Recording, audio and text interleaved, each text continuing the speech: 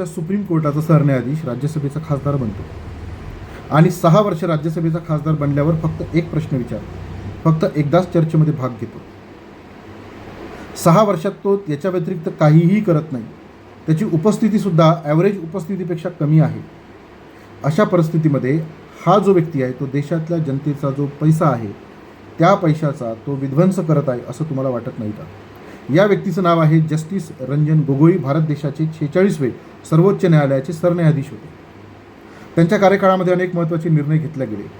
तत्पूर्वी त्यांनी एक पत्रकार परिषद घेतली होती ज्यामध्ये त्यांनी सांगितलं होतं की भारत देशातली जी न्यायव्यवस्था आहे त्याच्यावर दबाव आहे. त्यानंतर ते सरन्यायाधीश बनले. त्यांच्यावर लैंगिक शोषणाचे आरोप त्यांच्याच कार्यालयातल्या एका महिलेने केले. त्यानंतर त्यांना त्या आरोपातून क्लीन चिट देण्यात आली. त्यानंतर महत्त्वाचे निर्णय त्यांनी दिले. अयोध्येच्या राम मंदिराचा निर्णय दिला, शबरीमाला मंदिराचा निर्णय दिला, राफेल घोटाळ्यामध्ये सरकारला क्लीन चिट दिली. त्यानंतर लगेच ते भारत देशाच्या वरिष्ठ सभागृहाचे म्हणजे राज्यसभेचे खासदार बनले. खासदार बनल्यानंतर 6 वर्षात त्यांनी कोणतंही महान कार्य केलं नाही. जनतेचा पैसा वाया घातला.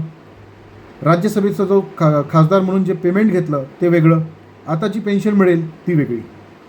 तुम्ही मला कमेंट बॉक्समध्ये सांगा की भारत देशातल्या अत्यंत महत्त्वाच्या पदावर बसलेल्या व्यक्तींना रिटायर्ड झाल्यानंतर पुन्हा राजकारणामध्ये त्यांना प्रवेश दिला गेला पाहिजे का?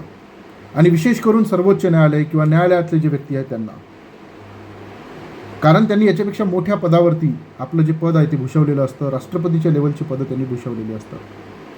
तर अशा परिस्थितीमध्ये हे जे काही झालं याच्याबद्दल तुमचं काय मत आहे ते मला कमेंट बॉक्समध्ये नक्की सांगा. धन्यवाद.